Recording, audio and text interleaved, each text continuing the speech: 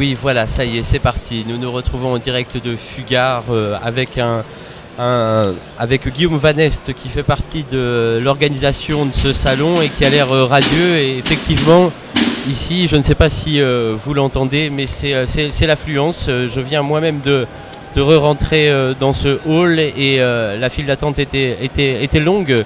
C'est un vrai succès, dites-moi Guillaume. Je suis très ravi que pour la 3e année consécutive, on peut accueillir autant de gens ici au salon Fugard.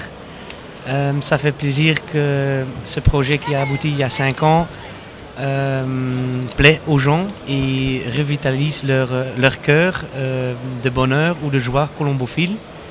Et ça fait pour moi également plaisir au cœur. Et vous pouvez un peu nous expliquer comment est née cette foire? Cette foire est née en fait il y a 5 ans. J'ai travaillé à l'expo de Courtrai et mon beau-père est colombophile depuis des années et a une station d'élevage. Et on va partout en fait à l'étranger. On prend part au salon étranger.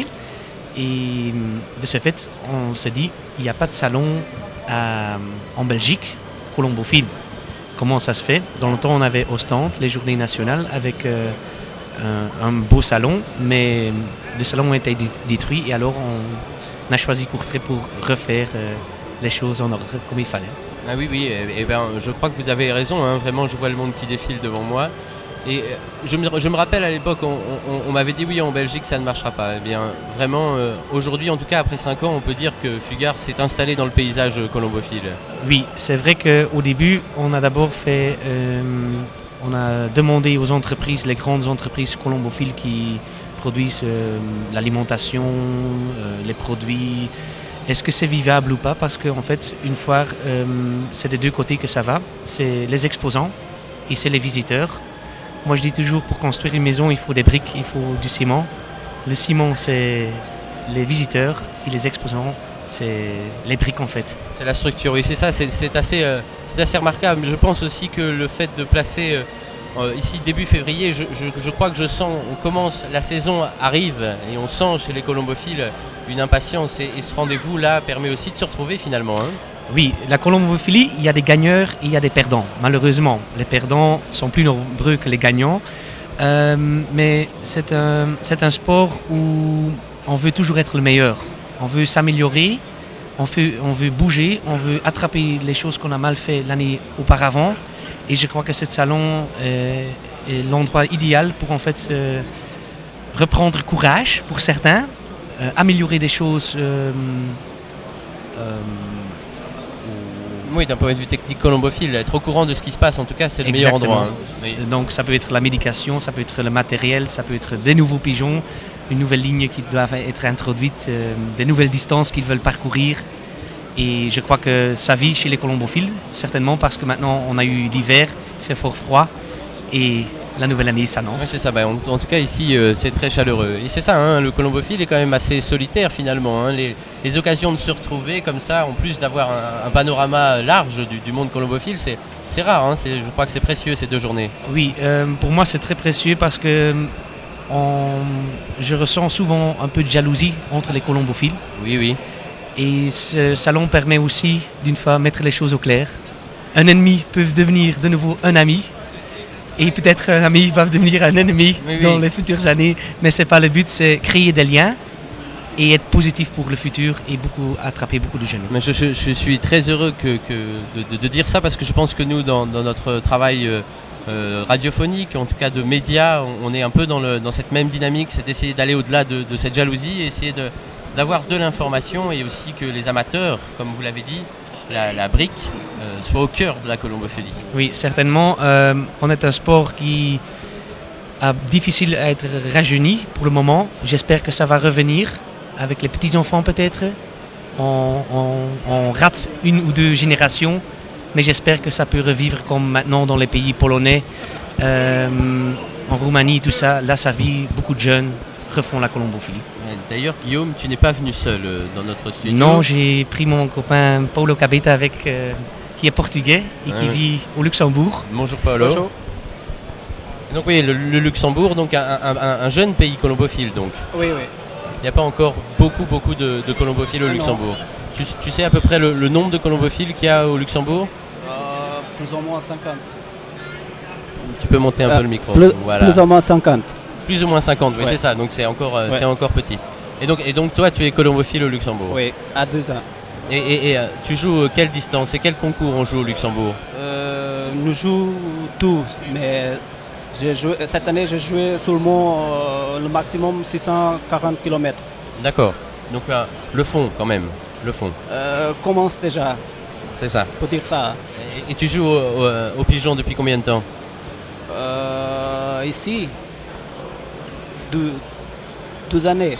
Oui, c'est ça, mais comme le disait Guillaume, donc c'est ça, c'est jeune parce que finalement, nous sommes 3 à la table, nous ne sommes pas vieux et nous sommes quand même passionnés de pigeons. Donc, moi, depuis que je suis petit, j'entends parler de la mort du sport colombophile et plus je grandis et plus je trouve des raisons pour qui me disent le contraire. Aujourd'hui, on est la preuve. C'est très important. Aujourd'hui, je suis ravi. J'ai des jeunes colombophiles qui viennent de Pologne, de Malte, de partout dans le monde. On est un petit salon, on est un petit pays, mais on est toujours à la pointe des bons pigeons et c'est la qualité qui prime et j'espère avec ce salon de construire la qualité autour de la jeunesse aussi. Oui, c'est vrai, il y a une responsabilité historique de la Belgique dans le jeu de pigeons. Nous sommes le berceau, comme on dit, du sport. Nous sommes le berceau, mais je trouve aussi qu'on est le berceau dans des petites choses. C'est pas toujours l'argent qui doit compter, mais c'est aussi la passion qui doit compter. Oui. Voilà. Pour le long terme, je le crois aussi. Et qu'est-ce que ça te fait, toi, Paolo, d'être là, qui vient d'un pays où il y a 50 colombophiles, et puis d'être là dans cette foire qui grouille de monde? Est-ce que tu es surpris? Des moments, je ne peux pas dire grand-chose, mais je crois qu'au Luxembourg, la colombophilie n'est pas bien divulguée. C'est ça que je pense. Mais oui, mais c'est bien, peut-être qu'il y a des Luxembourgeois qui nous écoutent et puis... Oui, mais il n'y a pas beaucoup de jeunes qui commencent. Mais on compte sur toi, Paolo, on compte sur toi pour être la dynamite qui va lancer la chose. Mais pas assez. Hein. Oui. Nous besoin de plus. Mais c'est un sport, je crois, assez fascinant. Il suffit d'entrer en contact avec ce sport et puis on peut lancer des carrières. J'aime bien, c'est ça, comme mon copain il l'a dit. L'argent, il ne compte pas. J'aime bien les amis et tout ça. C'est ça que ça compte pour moi. Ce que tu préfères dans le jeu colombophile, c'est quoi?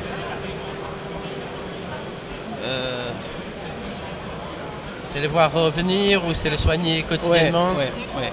Les voir revenir? Ouais. Oui, ce moment magique, c'est vrai. Je pense que beaucoup de colombophiles jouent pour ça. Je dois dire honnêtement, je vais vous interrompre. Je vous en prie. Monsieur Paolo est un colombophile qui en a rare des gens comme ça. Chaque jour, il était à sa maison. Il m'a déjà expliqué également à l'étranger, en Allemagne. Il va à la maison, il aime ses pigeons, il aime les caresser, il aime les chuchoter, il aime être avec eux tout le temps. Il rentre à la maison chez lui pour manger et il revient au colombier. Je crois que c'est un grand message qui veut dire il a des bons pigeons, oui, mais c'est aussi l'entraîneur qui fait beaucoup de choses pour lui et toute sa famille le fait. Il doit beaucoup travailler pour son sport, beaucoup épargner également et c'est avec toute sa famille qu'il fait ça avec sa femme, ses enfants et quand il a un boulot très dur et c'est fascinant ces résultats, comment il les fait et ça on oublie parfois dans la Belgique, on croit qu'avec l'argent on va atteindre le but. Mais je suis sûr que Paolo est un plus grand colombophile qu'il y en a ici en Belgique. Il se croit qu'il est petit, mais il est très grand au cœur des pigeons. Ah, merci. Oui, c'est très beau. J'aimerais qu'un ami me fasse une telle déclaration. Même aujourd'hui, avant de sortir de la maison, j'ai passé chez mon pigeon. Hein. Oui, mais je vais te dire, Paolo, moi aussi. C'est pas facile. Hein. Non, c'est vrai, c'est pas facile parce que c'est assez anachronique par rapport à cette époque qui est faite de loisirs, qui est faite de beaucoup de liberté. C'est vrai que le jeu colombophile exige d'être chez soi et comme vous l'avez dit, une solidarité de tout le corps familial. Mais c'est ça, je pense que c'est là aussi où on en retire quelque chose en tant que colombophile. On fait des efforts et puis quand on voit son pigeon revenir, c'est inestimable. En tout cas, moi je vois des mines de colombophiles assez réjouies d'entamer et impatientes surtout. Donc c'est vraiment quelque chose qui prend encore. Mais la semaine, nous besoin de faire pour le pigeon finir parce que Sinon, le pigeon, il ne vient pas. Hein. C'est ça, oui. Oui, c'est travail, assez cruel, oui, c'est vrai, on doit être là. Ils sont dépendants. Donc pour Paulo, la motivation est une grande chose pour la colombophilie et les prestations suivent alors tout de suite. Donc ça c'est super. C'est super. Et un peu l'avenir de Fugard, vous le voyez comment Donc on a le but de continuer bien entendu, de grandir peu à peu. On aimerait bien que dans quelques années on pourrait rejoindre les journées nationaux avec. Oui. Et ça serait bien parce qu'en fait pour être vivable dans un pays, n'importe quel pays, il faut une foire par pays. C'est ça.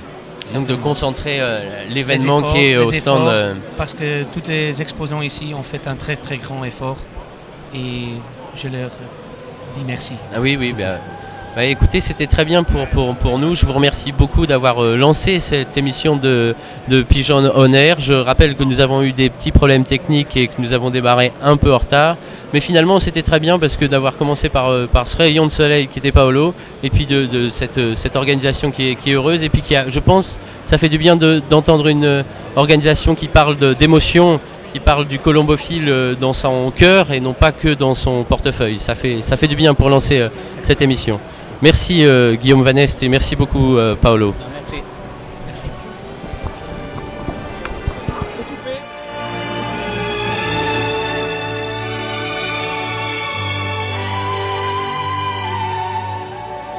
Cinéma.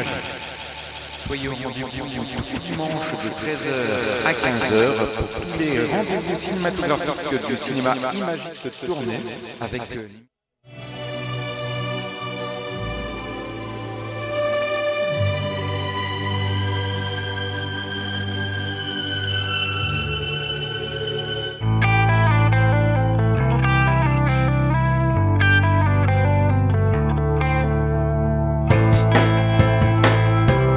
Pigeon Magazine on Air, votre émission colombophile, tous les dimanches à 15h.